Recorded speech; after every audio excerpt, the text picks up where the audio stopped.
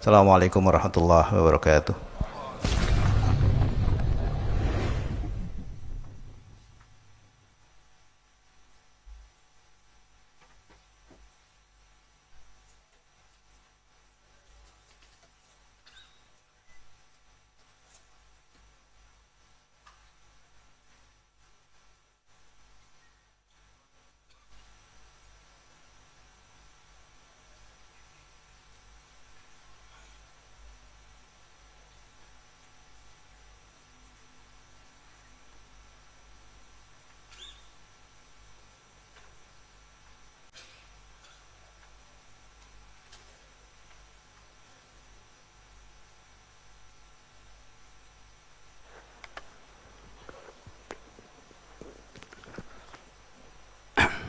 Cek.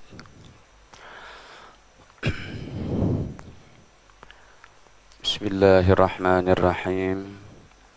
Assalamualaikum warahmatullahi wabarakatuh. Innal hamdalillah nahmaduhu wa nasta'inuhu wa nastaghfiruh wa na'udzu billahi min shururi anfusina wa sayyiati a'malina. May yahdihillahu fala mudilla lahu wa may yudlil fala hadiya lahu. Asyhadu an la ilaha illallah wahdahu la syarika lah wa asyhadu anna nabiyyana Muhammadan abduhu wa rasuluh la nabiyya ba'dah. Allahumma salli wa sallim ala nabiyyina Muhammadin wa ala alihi wa sahbihi wa man ittaba'ahum bi ihsanin ila yaumil qiyamah, amma ba'd. Faya ma'syaral muslimin wal muslimat, usikum wa nafsi bi taqwallah faqad fazal muttaqun. Qala Allah ta'ala ya ayyuhalladzina amanu taqullaha haqqa tuqatih wa la tamutunna illa wa antum muslimun. Alhamdulillah, para hadirin kaum muslimin muslimat yang dirahmati Allah Ta'ala, puji dan syukur kepadanya atas segala limpahan nikmatnya kepada kita, terutama sekali nikmat iman, Islam dan sehat afiat. Tidak lupa juga saya mengucapkan taqabbalallahu minna wa minkum, ja'alanallahu wa iyyakum minal aidina wal faizin, kulla amin wa antum bi khair.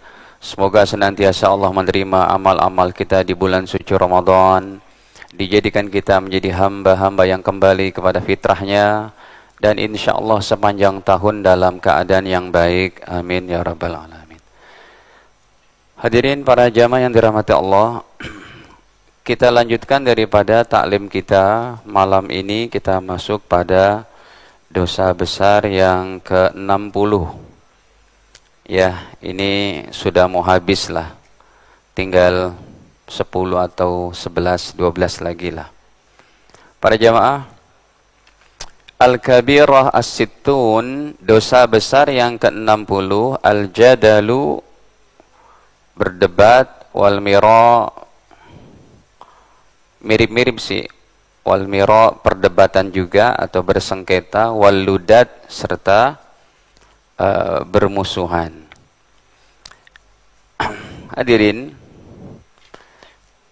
ya, di sini Al-Imam Dhahabi pertama kali membawakan ayatnya firman Allah dalam Al-Baqarah 204, 205 ini. Tentunya ini ancaman yang cukup besar juga. Allah firmankan, "Wa minan nasi may yu'jibuka," dan sebagian orang ada yang membuat perkataannya itu qauluhu, perkataannya mengagumkan engkau. Engkau jadi kagum dengan ucapannya. Fil hayati dunya, yaitu dalam masalah keduniaan. Wa yushhidullahu ala ma fi qalbih. Ya. Dan Allah menyaksikan juga apa yang ada di dalam hatinya itu. Tetapi wa huwa aladdul khisam. Tapi dia sungguh orang yang sangat keras permusuhannya, apalagi kalau dengan perkara Islam, akidah gitu ya. Wa idza tawalla sa'a fil ardi, dan kalau ia berpaling darimu, maka ia berusaha untuk di permukaan bumi ini, liyufsida fiha, yaitu membuat kerusakan-kerusakan, wa yuhlikal hartha, serta merusak daripada tanaman, wan nasl, ya, hewan-hewan. Wallahu la yuhibbul fasad, dan Allah tidak suka kepada orang yang membuat kerusakan. Para jemaah, tentunya ini berkaitan juga dengan akhlak yang mulia. Makanya suksesnya Ramadan seseorang itu dia berusaha untuk menghindarkan perdebatan, bersengketa, baik masalah dunia atau masalah yang lain. Contoh masalah dunia, tanah Anda udah ada sertifikatnya, dicaplok oleh orang lain 1 meter gitu. Tapi Anda merasa, udahlah, saya tidak mau berdebat. Itu Anda yang kayak begitu udah dijamin surganya, Pak. Nggak mau berdebat. Apalagi dalam masalah agama. Syukur alhamdulillah kita diajar sama ulama-ulama kita yang nggak mau berdebat. Nggak mau menyalahkan orang lain. Kalau berdebatnya secara ilmu, bagus, tampilkan. Ini dalil saya, ini dalil kamu. Dan jalan masing-masing dengan memupuk rasa cinta kasih sesama umat Islam. Bukan sekedar menuduh ini amalannya bid'ah, ini yang benar, ini ustadz bid'ah, ini ustadz sunnah. Itu orang kayak gitu nggak dijamin surganya. Dalam masalah dunia aja jangan berdebat, surganya tinggi, apalagi dalam masalah agama. Ya. Hadirin, contohnya di dalam hadis Imam Abu Daud. Ya, ini di dalam Imam Abu Daud pada 4802. Makanya gini hadirin, saya mau kasih tahu nih bahwa sebenarnya itu ini tulisannya coba Mas ditampilkan, Mas. Sebenarnya tuh puncak ibadah Ramadan kita tuh puncaknya itu ini dia. Anda mau segitu hebatnya tahajudnya, puasa sunnahnya, sedekahnya, ke masjidnya rajin, baca Qur'annya jalan. Tapi kalau omongan masih nyakitin orang lain, belum baik, itu belum sempurna. Karena ingat nih perkataan saya. Setiap hasil ibadah sholat kita, puasa kita, tarawehnya kita, ya capek-capeknya iktikaf. Bahkan kemarin malam ke-28 kan saya tidur di sini itu. Pas saya bangun jam 2, waduh udah pada sholat. Capek-capek iktikaf, capek-capek haji umroh. Itu semua harus menghasilkan pada puncaknya akhlak yang baik, yang mulia. Yang tidak menyakiti orang lain. Apalagi dalam masalah agama. Yang semuanya itu udah dicatat, udah dibukukan, udah ditadwin, diabadikan oleh para ulama, dalilnya ada masing-masing. Yang berat itu adalah yang bagaimana kita, sekalipun saya dalilnya paling kuat, tapi saya bisa menghormati tetangga saya, itu keren. Saya dalilnya kuat nih, tapi saya bisa menghormati orang lain, itu baik sekali. Ya. Jadi Islam itu citranya habis aja tuh dengan perdebatan, dengan ini itu, dengan nggak ada habis-habisnya di medsos itu. Ada beberapa ustadz salafi yang dia hatinya lembut, kayak Ustadz Umar Mita gitu ya, Ustadz Abdullah Hadromi Malang gitu ya, atau Ustadz Ja'far Tholib. Itu Masya Allah mau berbaur dan menghormati, enak. Kita berharap tuh teman-teman yang lain juga begitu. Ya, bahkan per apa ini? Jadi curhat Ustadz. Bahkan per Syawal ini nama saya udah nggak ngajar di Pelindo, Pak. Karena pengurusnya semuanya salafi sekarang. Ini Ustadz bid'ah nih, keluarin. Yang kemarin kita macet tuh 2 hari. Ya, karena kontainer masuk 4.000, biasanya jatahnya 2.500. Stuck di situ, hampir jarak cuma 100 meter 3 jam gitu. Itu nama kita dikeluarin. Saya bilang nggak apa-apa ya, nggak apa-apa. Tapi pengurus lain berusaha lagi itu. Kenapa jadikan sebuah sekte yang kayaknya kita musuhan banget gitu loh. Jangan berdebat, jangan ini. Apalagi cuma melontarkan bola panas yang nanti diserang di medsos sama umat Islam yang lain. Nggak usah begitu. Ya, berakhlaklah baik. Hadirin, coba kita lihat dalilnya. Bapak Ibu sekalian, orang Islam ini levelan kayak kita yang bukan para nabi dan rasul, itu kalau mau dapat sorga Firdaus, sorganya, lettingannya para nabi dan rasul, itu harus diantaranya mati bersimbah darah, nyawa melayang. Atau mati apa? Syahid. Dapat tuh surga Firdaus. Seperti saudara kita di mana? Palestina. Yang memperjuangkan tanah air dan agamanya. Tapi levelan orang kayak kita bisa nih, alhamdulillah di Indonesia nggak ada peperangan, nggak ada ini. Kita bisa dapat surga Firdaus. Ini hadisnya kita tampilkan. Nomor 4000 tadi. Ya, 4802. Nabi bersabda, "Ana za'imun, saya menjamin," kata Nabi, "bibaitin, untuk seorang umatku dapat rumah, fi rabadil jannah, rumahnya di tepi surga." Rumah di tepi surga tetap lebih mewah, lebih baik daripada kekayaan dunia dan seisinya. Bagi siapa? Liman tarakal mira, bagi umatku yang meninggalkan perdebatan. Wa in kana muhiqqa, sekalipun dia benar, ditinggalkan berdebat. Apalagi cuma nyalah-nyalahin yang mengundang perdebatan. Sehingga orang Islam bersekte-sekte ini, udah kita nggak ada Amirul Mukminin, belum ada pemerintahan satu lagi seluruh dunia. Dari tubuh umat Islam ada yang merasa saya paling benar, yang lain salah. Di mana akhlak Anda? Mana hasil Ramadannya? Dalam hadis Bukhari Muslim, sahabat aja berbeda pendapat. Ya, kata Nabi, kalau kamu belum sampai kepada Banu Qunaiqa ataupun satu tempat gitu ya, kurang lebih gitulah. Dua orang sahabat ini memahami, kalau kamu belum sampai, ya jangan sholat asar dulu. Yang satu memahami, kata Nabi kan begitu. Lah kalau saya belum kalau nunggu sampai sana, keburu maghrib nih. Satu orang sahabat dia sholat dulu di situ. Sahabat yang keduanya sholatnya sampai sana. Berbeda pendapat, tapi aman-aman aja, nggak ada masalah. Nggak ada yang sampai bahkan umat Islam yang awam jadi saling apa. Jangan hadirin, para jamaah dirahmati Allah. Jadilah orang yang berakhlak mulia. Alasannya apapun itu. Saya nahi mungkar, amar ma'ruf nahi mungkar dengan perbuatan bid'ah. Tetap itu adalah pendapatmu, opinimu, kesimpulan hadis yang kamu pahami. Tapi kamu nggak menghormati daripada kesimpulan ulama yang lain. Kalau kamu yang paling benar sendiri, cara beragamamu seperti itu, kapan Islam akan menyatu, Pak?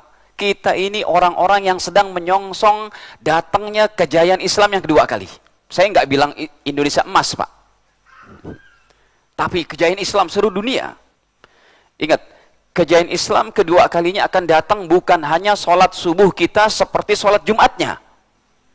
Itu betul. Salah satu ciri Islam akan jaya kedua kali sebelum datangnya hari kiamat, yaitu sholat subuh kita di masjid-masjid seperti sholat Jumatnya. Tapi bukan itu saja. Ya, di antara ciri-ciri juga, kalau Bapak Ibu beli benda, beli barang, "Bang, ini berapa bang? 9.000, uang Anda 10.000. Ada kasih, nih bang 10.000, yang 1.000-nya ambil." Itu juga termasuk ciri-cirinya. Lalu si pedagangnya juga berusaha untuk apa? Diam-diam dia tambahin, bukan dikurangin. Hadirin, coba saya bawakan ini. Ya, supaya kita jangan berdebat. Yang ini kembali kepada akhlak kita. Hadis yang sangat hebat sekali, yang saya sangat kagum ini menyampaikan hadis ini, Pak. Riwayatnya Imam Bukhari itu. Belum saya tulis. Sebentar. Riwayatnya Imam Bukhari, hadirin. Nomornya sudah jauh sih, ribuan ya. Sebentar, nih 3.285.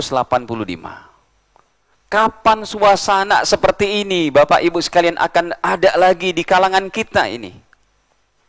Ini hebat. Mereka bertengkar untuk menghormati saudaranya. Mereka berdebat untuk supaya kamu lebih mulia dari saya. Saya nggak ada apa-apanya. Gitu. Coba kita baca nih. Qala Nabi sallallahu alaihi wasallam, Nabi SAW bercerita, ishtara rajulun min rajulin aqaran lah. Ada seorang penjual tanah dan pembeli tanah. Dua-duanya orang Islam yang rajin tahajud, rajin sholat, rajin begini gitu. Akhlaknya pun hebat. Akhirnya, udah kalau zaman sekarangnya tuh udah serah terima. Sertifikat, mungkin AJB, PJB, uang udah ditransfer, udah selesai semuanya. Mulailah pembeli tanah ini yang memiliki tanah baru, dia mengelola tanahnya. Fawajada ar-rajul alladhi ishtara al-aqar fi aqarihi jarra fiha dhahab. Maka ketika pembeli tanah yang baru, yang memiliki tanah yang baru, ketika dia lagi mengolah tanahnya, dia gali gini gitu, tiba-tiba dia mendapatkan sebongkah emas, Pak. Mana harga emas antam udah 2 juta sekarang. Betul? Kalau segini aja tuh, saya kalau ngangkat barbel itu 5 kilogram tuh segini, Pak. Kurang lebih. Itu kalau 5 kilogram harganya dengan uang sekarang 10 miliar. 10 miliar, Pak. Ini si pembeli tanah dia mendapati emas. Ya Allah, emas. Akhirnya dia datang, faqala alladhi ishtara al-aqar, dia kembali kepada orang yang menjual tanah itu. Tok tok tok, assalamualaikum Pak. Bahasa ceritanya gitu ya. Terjemahan bebas saya. Assalamualaikum Pak. Waalaikumsalam. Kata penjual tanah, ada apa lagi ya Pak? Ada yang salahkah? Kenapa Pak? Kenapa Bapak datang lagi? Oh enggak Pak, begini. Saya lagi gali-gali tanah ini yang saya beli dari Anda. Saya tidak membeli emas. Ini saya dapati emas. Saya tidak beli emas, saya beli tanah. Ini bukan milik saya, milik kamu. Kira-kira kalau Anda membelinya gimana Pak? Akhlak banget. Bukan sekedar masalah ini, masalah itu, masalah duit loh Pak. Kapan kita kayak begini hadirin? Bukan sekarang yang ada malah beginilah, begitulah. Haula wala quwwata illa billah. Makanya ini terima kasih banyak kepada para DKM, Pak Ketua, kepada para staf DKM, pada orang tua, para tokoh di sini yang betul-betul merajut persaudaraan Islam di masjid Masjid Raya Bintaro Jaya ini. Ya, yang selalu kajiannya menyejukkan. Tidak mengadu domba, tidak merasa benar sendiri. Akhirnya, singkat cerita, si penjual tanah pun bilang, ya, wa qala alladhi lahul ard, kata yang membeli tanah, Pak, saya tidak beli emas dari kamu, saya beli tanah, ini emasnya milikmu. Wa qala alladhi lahul ard, berkatalah bapak yang menjual tanahnya tadi, kata penjual tanah, innama bi'tukal ard wa ma fiha. Pak, saya juga takut kepada Allah. Saya menjual tanah dengan semua apa yang ada di tanah itu. Mau sumurnya kayak, mau pisang, pohon pisangnya, mau rumputnya, batunya, termasuk emas ini. Saya nggak berani nerima. Ini milikmu. Kata pembeli, milikmu, milikmu. Berantem untuk saling memuliakan. Nabi bercerita ini. Kalau suasana hati udah kayak begini Pak. Allah alam, kita masih hidup apa enggak ya Bapak-Bapak ya. Kita akan mengalami kejayaan Islam kedua kali. Jadi jayanya Islam kedua kali bukan cuma digambarkan oleh para ulama ciri-cirinya, ibadahnya seperti Ramadan, subuhan kita kayak Jumatan, bukan itu saja.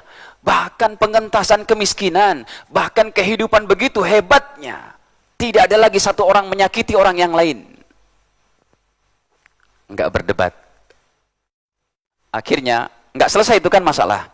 Kata baginda Nabi, fatahakama ila rajul. Ya, akhirnya kedua orang ini mencari hakim. Hakimnya pun hakim yang sangat soleh. Nggak bisa disogok sekalipun 60 miliar itu semua. Gitu. Hakimnya hakim yang Masya Allah. Ini kalau hakimnya nggak jujur Pak, gini deh Pak, apa masalahnya? Ini emas Pak Hakim, ya udah kalian pulang berdua, emasnya untuk dia. Ini tidak. Maka Pak Hakim bilang, gini aja ya Bapak, wahai Bapak penjual tanah, kamu punya anak gadis? Punya Pak. Wahai Bapak pembeli tanah, kamu punya anak laki-laki berjaka? Punya. Bagaimana kalau kita ta'arufkan? Kita jodohkan. Boleh, boleh. Kemudian, ta'aruf, jodoh, menikah. Kata Pak Hakim, ini untuk mereka berdua. Jadi besan. Kapan suasana hadirin? Ini berat Pak. Ada Pak Haji ini, mobilnya bagus, BMW terbaru. Ditabrak sama anak muda Chinese. Ya nggak sengaja mungkin. Anak mudanya pun udah minta maaf. Kata Pak Haji ini apa? Nah, udah nggak usah diganti. Ini udah ditakdirkan sama Allah 50.000 tahun sebelum diciptakan langit dan bumi. Biar saya yang urus. Udah jalan, ini jalan jadi macet. Yang bener Pak, Bapak agamanya apa Pak? Saya mau ikut agama Bapak sampai dia mau masuk Islam. Saya coba nih Pak, ini kejadian sama saya demi Allah. Saya ditabrak mobilnya Pak. Saya bilang, bisa nggak ya saya gratisin ya? Ya Allah beratnya. 3 panel kena tuh. Lumayan. Kalau satu panelnya 700.000. Kalau catnya betul-betul cat yang bagus, wah bisa 3 juta, 4 juta. Ya Allah, saya mau bilang, Bang, abang sih nggak hati-hati. Ya udah deh. Padahal kalau saya minta ganti dalam hukum agama dan hukum negara, boleh. Saya coba tuh Pak, demi Allah. Ini kejadian sama saya coba. Udah, Mas, nggak usah diganti, nggak apa-apa deh. Udah, pas udah kita jalan, hati saya kayak plong gitu. Kayak bengong gitu ya. Ini berapa juta keluar nih. Tapi itulah saya mau coba. Saya yang menyampaikan, saya juga mau coba akhlak saya. Nggak berdebat. Ini Masya Allah, kita lihat di medsos, yang gara-gara Honda Jazz ngalangin Sigra, ditabrak sama Sigra, akhirnya berantem gelut, smackdown. La haula wala quwata illa billah. Pengajian-pengajian seperti ini yang non formal, tidak difasilitasi oleh negara. Ini adalah pengajian yang betul-betul membawa sebuah kesejukan hati supaya kita menjadi orang yang betul-betul mawas diri, yang selalu kita menekan daripada negatif thinking. Yang kita hidupkan harus positive thinking, hadirin. Tidak berdebat, udah nggak apa-apa. Keren Pak. Kan di awal udah bilang saya, tanah Anda dicaplok 1 meter, udah nggak apa-apa. Hadirin ingat, orang yang seperti itu selalu mengalah. Tapi untuk menang, menangnya di mana? Sorga Anda Firdaus. Ini lihat, kita baca lagi. Belum sempurna tadi hadisnya itu. Kata Nabi yang kedua, wa bi baitin fi wasatil jannah, dan aku menjamin umatku untuk mendapatkan rumah di tengah surga. Lebih tinggi lagi. Tadi di tepi surga, ini di tengah surga. Bagi siapa ya Rasul? Liman tarakal kadhib, bagi umatku yang meninggalkan kebohongan. Wa in kana maziha, sekalipun bercanda. Jangan bohong sekalipun bergurau. Berapa hari lalu Pak, ada ibu-ibu tua kayak nenek-nenek gitu di pesawat, dia bercanda. Apa bercandanya? Ada bom, diturunin. Itu bercanda tuh. Tapi bercandanya ada bom. Ya diturunin. Itu aja udah nggak disetujui sama orang-orang. Baginda udah mencanangkan tuh jauh-jauh hari. Jangan berbohong sekalipun dalam gurauan candaan. Anda kalau dalam candaan aja nggak bohong, surga Anda setelah sholat, puasa, kekuatan Ramadannya ditambah dengan akhlak yang baik, surga Anda di tengah. Hadirin, saya mau bicarakan dengan meninggalkan perdebatan ini yang ketiga. Waduh, ini yang tadi saya katakan. Kita tidak bersimbah darah matinya. Tidak nyawa melayang untuk pembelaan agama dan bangsa tanah air. Alhamdulillah Indonesia adem ayem, gemah ripah loh jinawi. Ya, masih kurang dikit gitulah. Hadirin, sekalipun begitu, tetap kita bisa meraih surga Firdaus. Dengan cara apa? Yang ketiga, wa bi baitin fi a'lal jannah, aku menjamin umatku untuk mendapatkan satu rumah di surga tertinggi, yang surganya melebihi daripada 7 surga di bawahnya, melebihi surga Aden, melebihi surga Darussalam, melebihi surga Jannatul Ma'wa, melebihi surga Jannatul Naim, melebihi surga Jannatul Khuldi, melebihi surga Darul Muqamah, melebihi surga Muqamul Amin. 7 surga ini di bawah level Firdaus nomor 1-nya, hadirin, bagi siapa? Kata Nabi, liman hassana khuluqahu, bagi umatku yang berakhlak mulia. Ramadannya jalan, itikafnya kuat, ngasih makan sahurnya kuat, ininya baik, ya tilawahnya baik, Ramadan, akhlaknya mulia, enggak berdebat, selalu mengalah. Selalu yang dikedepankan positive thinking, low profile, sifatnya berwibawa, tidak berbohong, memandang dirinya selalu kurang. Sekalipun dirinya ada 99 kebaikan, ada 1 keburukan, dia cuma memandang yang 1 itu. Tetapi kepada orang lain, ada 99 keburukan, 1 kebaikan orang lain, dia coba pandang yang 1-nya itu. Sehingga kalau dia bertemu dengan orang yang lebih tua, dia meyakini, ya Allah, ini hamba-Mu umurnya lebih tua dari saya, tentu amal solehnya lebih banyak dari saya. Ya Allah, ini hamba-Mu lebih muda umurnya dari saya, tentu dosanya lebih sedikit dari saya. Orang yang berakhlak mulia, yang tidak berdebat, di antaranya tidak berdebat, yaitu yang dia selalu dalam mindsetnya itu, di mana saya berada, menjadi kemanfaatan untuk orang lain, muslim atau non-muslim. Karena kita semuanya bersaudara.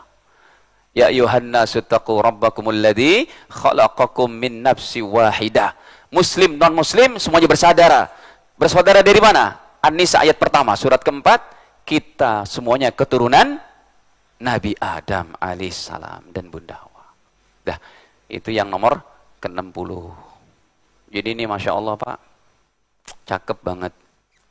Ya, saya pun berusaha, kita pun semuanya berusaha. Senang tuh kita ngeliat suasana kayak begitu. Kan rumah-rumah kita, rumah-rumah Anda nih Pak, sekalipun besar-besar di sini levelnya, menengah ke atas, tetap aja kan pohon mangga kan nyampir ke tetangga. Pohon mangga nyampir ke tetangga, Anda datengin, Assalamualaikum Pak, mohon maaf nih Pak, pohon mangga saya udah ini, izin sebentar saya mau naik. Yang tetangganya pun bilang, enggak apa-apa deh Pak, orang sedikit aja kok, akhlak dua-duanya tuh. Pas dia berbuah, diambil petik, kasih tetangga kanan kiri. Masya Allah.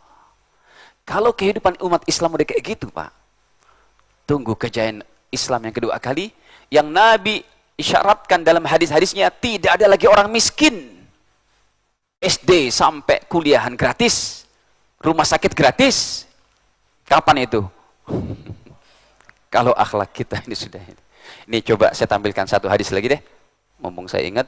Hadis riwayat daripada Al-Imam Bukhari rahimahullah. Baginda Nabi sallallahu alaihi wasallam bersabda, ya, apa kata baginda?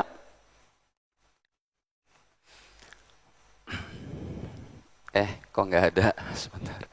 Keburu-buru saya nulisnya, maaf.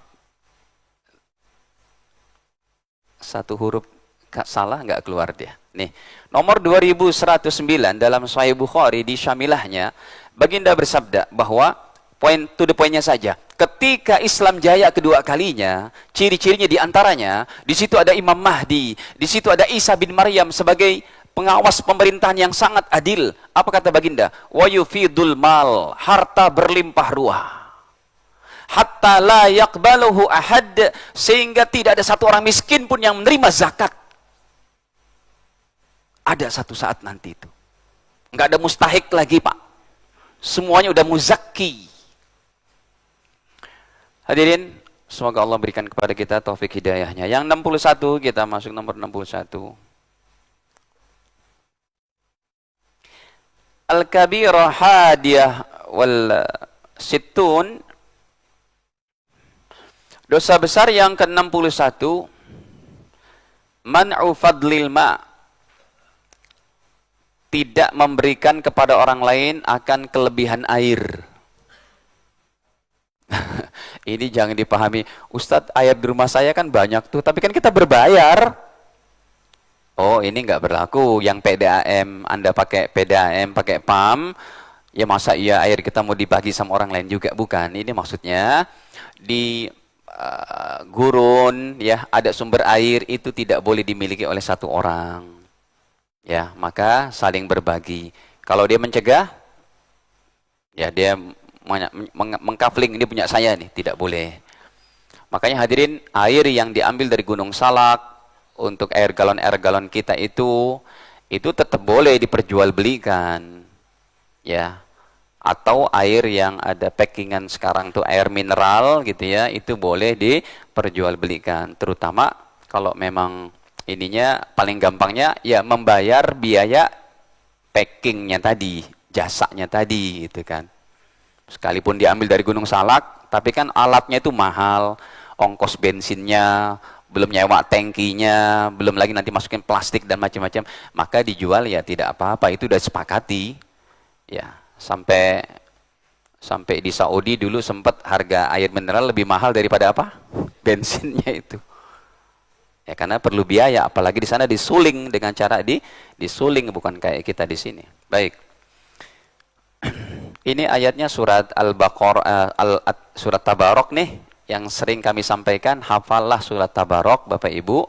Bacalah surat Tabarok. Kenapa? Tiap hari dibaca. Kalau emang nggak hafal, kalau sudah hafal dibaca tiap hari. Surat Tabarok bisa menolong kita di kubur dan di padang mahsyar. Ini hebat. Oke, nanti saya tampilkan, kita terjemah dulu. Allah berfirman, Qul ara'aytum in asbaha ma'ukum ghawra faman ya'tikum bima'im ma'in. Katakanlah wahai Nabi, ya, bagaimana kalian apabila sumber air kalian jadi kering? Faman ya'tikum bima'im ma'in, maka siapa yang bisa mendatangkan daripada sumber air yang bermanfaat, yang banyak melimpah? Nggak ada yang bisa kecuali siapa? Allah. Nah, hadirin, saya mau ngingetin kepada Bapak Ibu, jangan terlena. Ramadan udah lewat. Ya, kembali kepada setelan untuk mengamalkan amalan kita yang harian. Di antaranya amalan kita yang harian apa? Jangan tinggal baca surat Tabarok. Lebih baik lagi kalau mau tidur. Dah, kita sibukkan aja dengan amal soleh, Bapak Ibu. Sibukkan dengan amal soleh, sibukkan dengan mengais pahala dari Allah, tunjukkan akhlak yang baik. Ya. Sebab, Bapak Ibu sekalian, ini ada dua nih. Surat Tabarok keutamanya di sini saya sampaikan dulu. Kita, Bapak Ibu sekalian, dengan alam akhirat, jaraknya itu setipis kulit bawang. Dalam artian, habis Isya ini mungkin aja di antara kita ada yang langsung kembali kepada Allah. Kalau kita mati Pak saat itu juga, kita udah masuk ke dalam fase alam akhirat. Alam akhirat yang pertama apa? Alam kubur. Surat Tabarok yang tampil Pak. Syukurnya Nabi katakan surat Tabarok, bukan Al-Baqarah. Kalau Al-Baqarah gimana ngafalnya Bapak-Bapak itu? Syukurnya surat Tabarok cuma 30 ayat. Ini yang hadir di sini, atau yang sedang melihat secara live-nya, jangan tinggal baca surat Tabarok setiap hari Pak.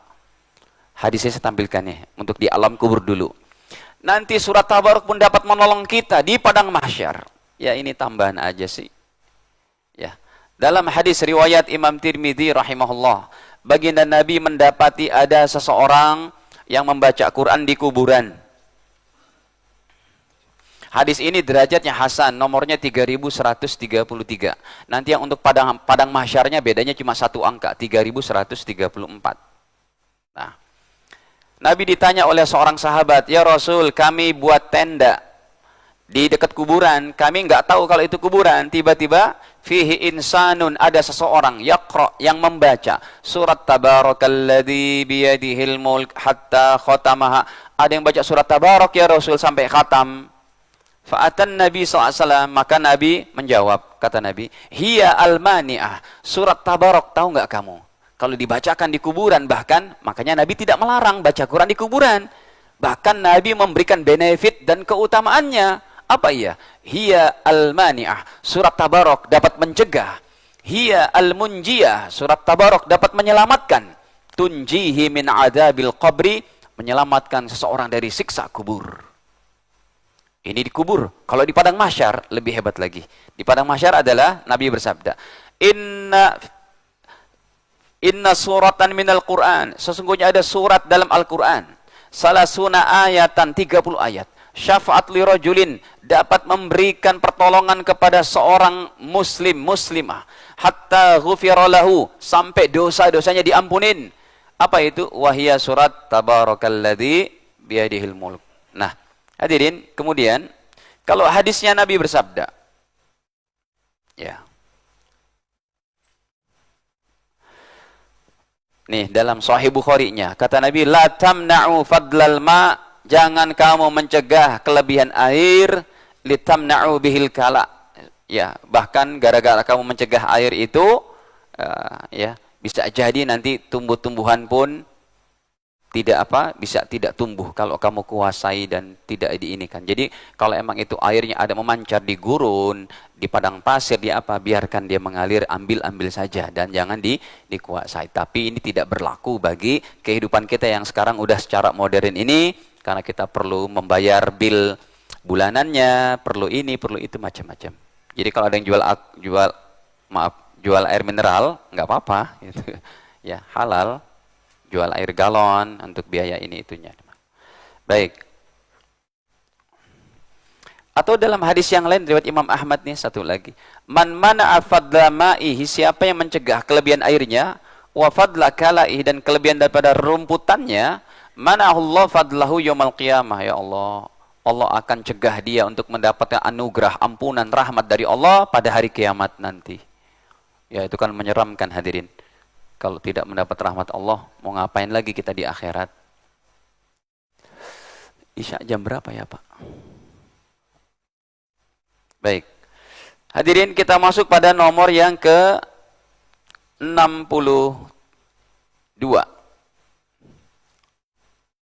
Yang 62 ini adalah mengurangi timbangan. Al-kabirah tsaniyah wa sittun, dosa besar yang 62.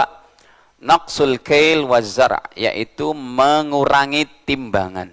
Persis ayatnya itu. Wailul lil mutaffifin, gitu kan? Alladzina idza iktalu 'alan nasi yastawfun wa idza kaluhum aw wazanuhum yukhsirun ala yadhunnu ulaika annahum mab'utsun liyaumin 'adzim. Bapak Ibu, kalau bisa kita hafal juz 30. Bang Hatta ada nggak di sini jamaah yang awam ini ada setoran hafalan juz 30? Boleh dibuat lagi tuh Pak Haji programnya.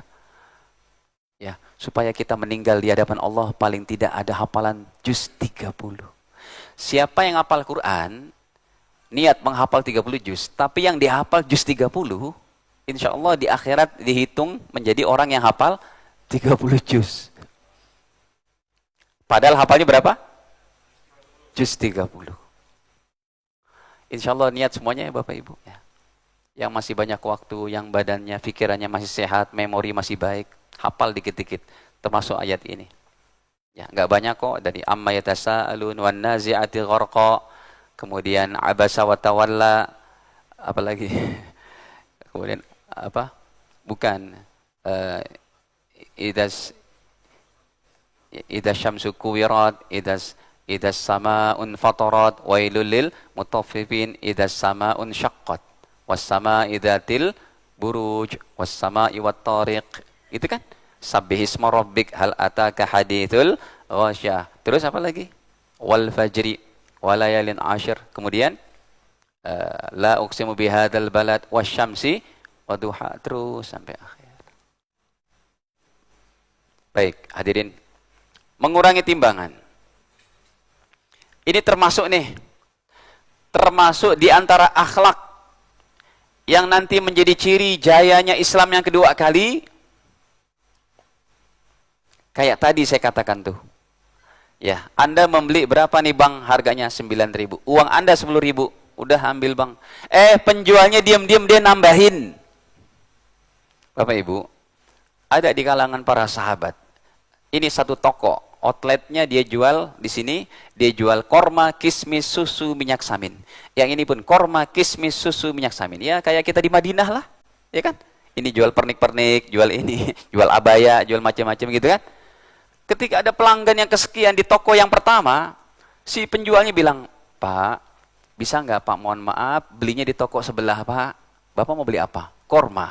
Sama kok Pak, toko sebelah pun belanjanya sama saya sama, di grosir yang sama. Mutunya pun sama. Kenapa? Dari pagi saya udah banyak yang beli. Tetangga sebelah belum. Bapak beli di situ aja deh. Masya Allah. Kapan sifat kayak gitu Pak? Makanya menjadi dosa besar nih.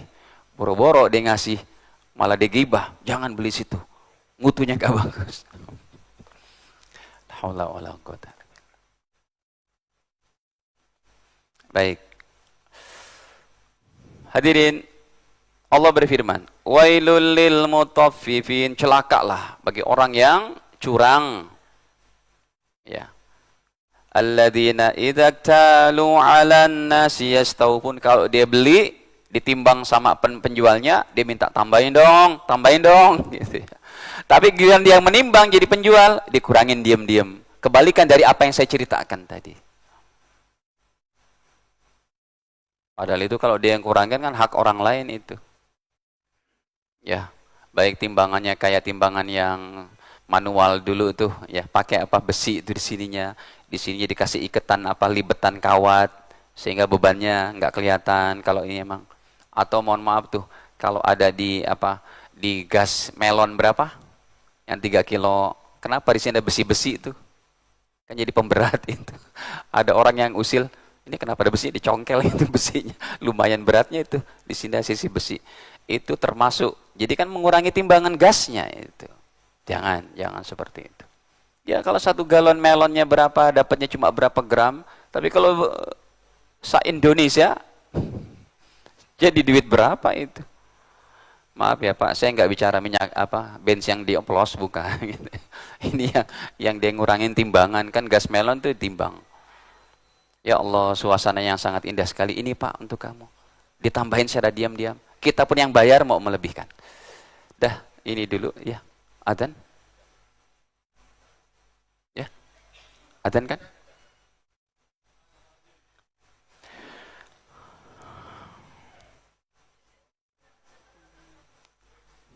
Ya, tinggal berapa detik lagi.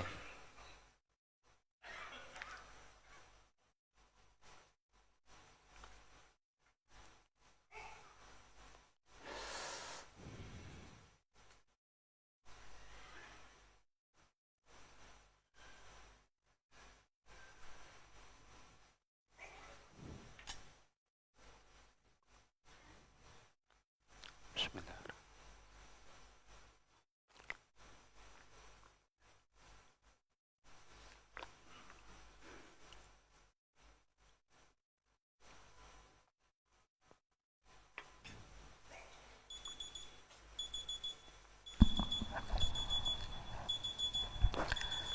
الله أكبر الله أكبر Allahu Akbar. الله أكبر الله أكبر أشهد أن لا إله إلا الله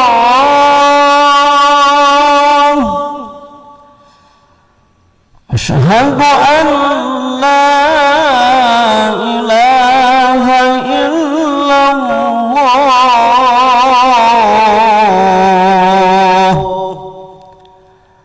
أشهد أن محمدا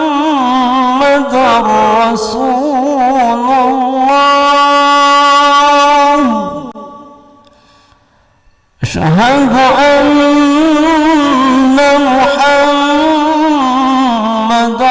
رسول الله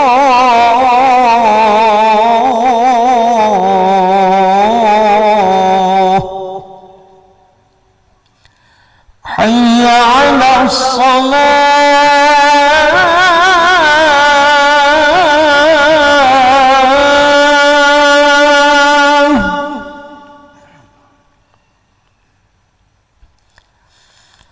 حي على الصلاة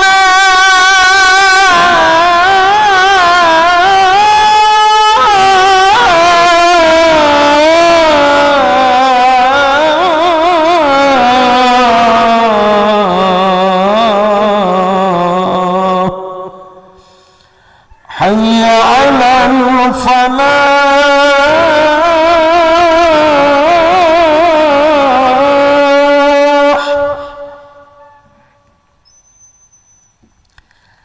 حي على الفلاح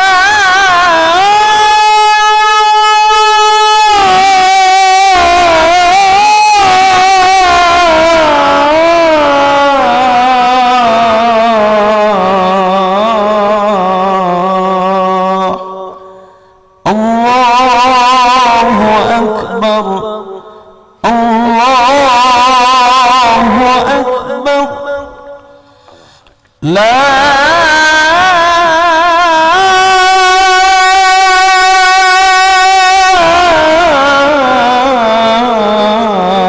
إله إلا الله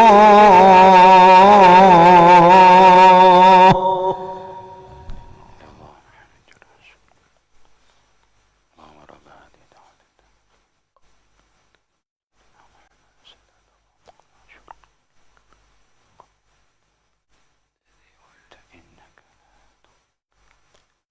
3 ini saja. Ada yang mau ditanyakan, silakan Bapak Ibu sekalian.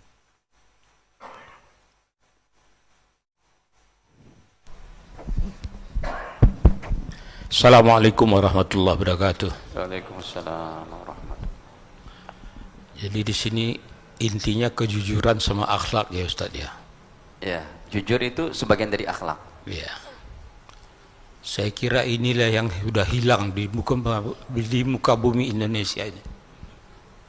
Semua lapisan, tidak ada yang ini lagi. Mungkin sedikit saya perlu sampaikan juga, seperti Ustaz bilang tadi, orang yang mengambil tanah terus dimaafkan saja, ya,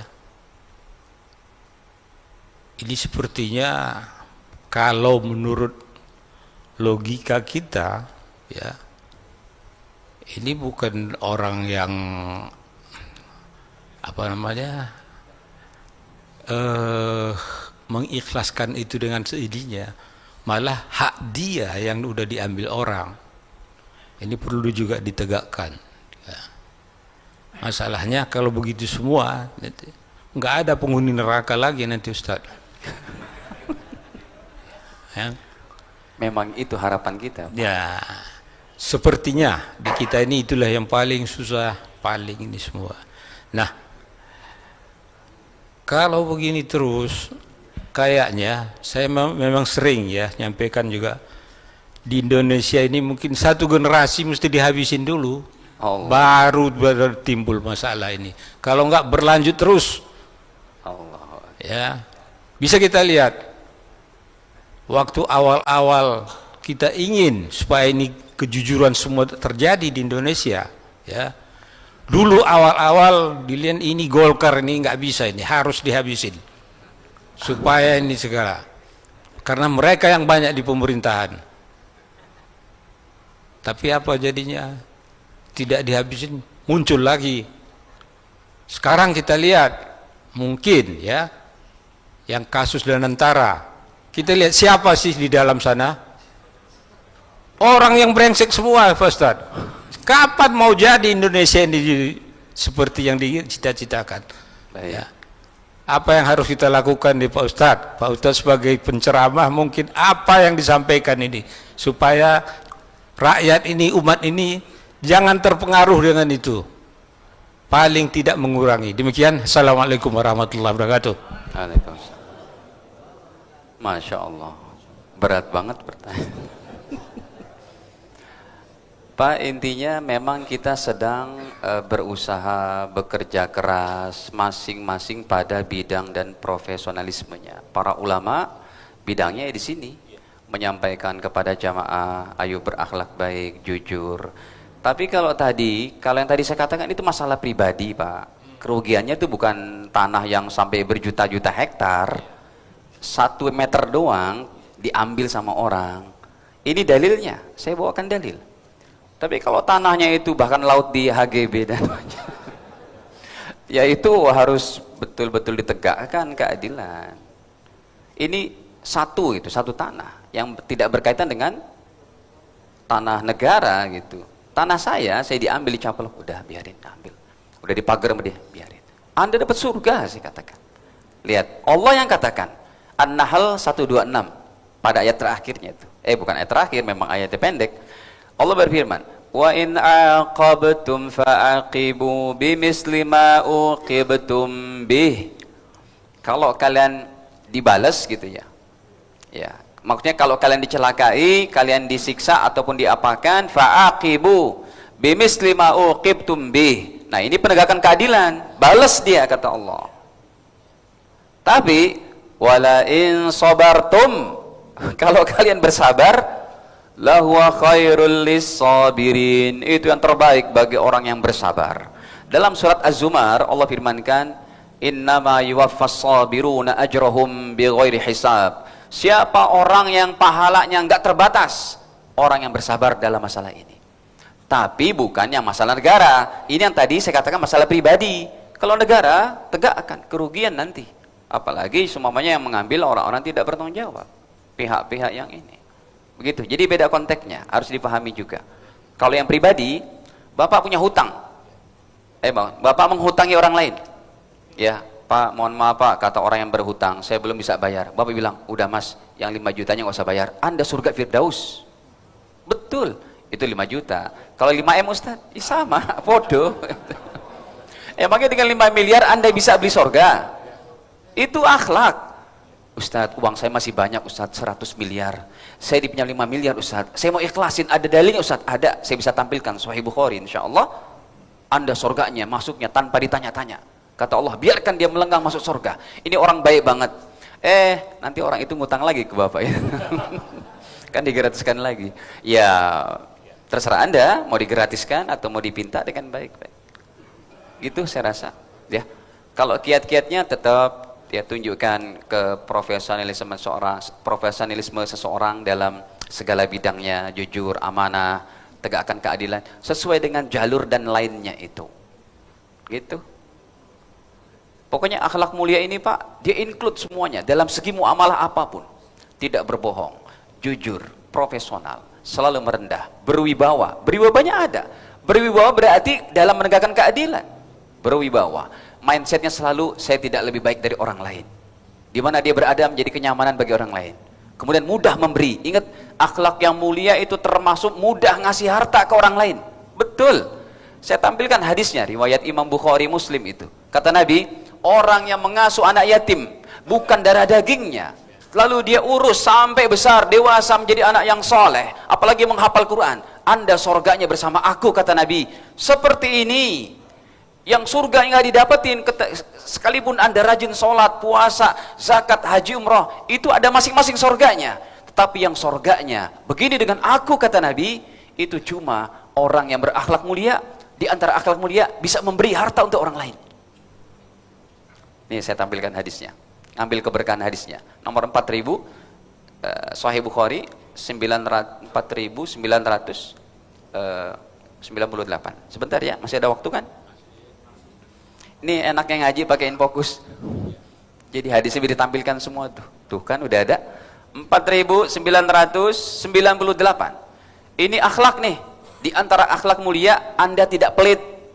Tidak akan berkumpul satu keimanan yang kuat dengan akhlak baik. Di situ ada kekikiran. Nggak ada. Mesti kalah salah satunya. Nabi bersabda, Sahih Bukhari, ana wa kafilul yatim. Saya dan orang yang mengasuh anak yatim fil jannati, di dalam surga, hakadha, seperti ini. Wa asyara, Nabi berisyarat bisababah, dengan jari telunjuknya, wal wusta, dan jari tengahnya, begini. Wa farraja bainahuma syai'a, dan Nabi merenggangkan sedikit. Saya dan orang yang berakhlak mulia, di antaranya mampu memberi untuk anak yatim, diasuh bukan darah dagingnya, dari kecil dipelihara sampai menghafal Quran, kuliah S1 selesai, jadi anak yang soleh, mengenal Tuhannya, agamanya, nabinya dengan baik. Pahala untuk Anda surga Firdaus bersama baginda Nabi. Gitu ya Pak. Sabar dikit Pak Haji. Ya, kita memang berharap negeri ini maju ya. Negeri ini betul-betul bisa dikelola sebaik-baiknya dengan segala macam keistimewaannya, daripada tambangnya, ininya, itunya, palawija dan sebagainya. Ya, tetap semangat Pak untuk menjaga negeri Indonesia yang baik. Pak, Anda tahajud tiap malam itu pun menjaga NKRI. Jangan enggak tuh. Anda tahajud pun menjaga NKRI tercinta. Jadi kalau kita malamnya sering molor aja, tidur aja, kita nggak menjaga NKRI itu Pak. Betul. Itu akhlak kepada Allah pada malam hari. Kepada orang-orang kayak tadi, siang hari. Sempurna. Ya. Cukup saya rasa. Ini satu udah ribet banget jawabnya.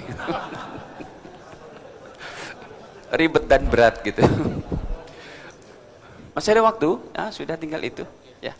Hadanallahu wa iyyakum ajma'in. Ini saja yang dapat saya sampaikan. Kekurangan dimaafkan, dan kita akhiri dengan kafarah majlis. Subhanakallahumma bihamdik, asyhadu an la ilaha illa anta astaghfiruka wa atubu ilaik. Wassalamualaikum warahmatullahi wabarakatuh.